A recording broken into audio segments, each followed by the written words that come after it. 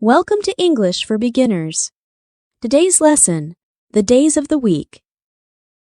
Monday. Example, my birthday falls on a Monday this year. Tuesday. Example, he phoned on Tuesday just before you came. Wednesday. She has been absent since last Wednesday. Thursday. There will be a convention next Thursday. Friday. We gather together every Friday. Saturday. He will arrive next Saturday. Sunday. I went to the cinema with my family last Sunday.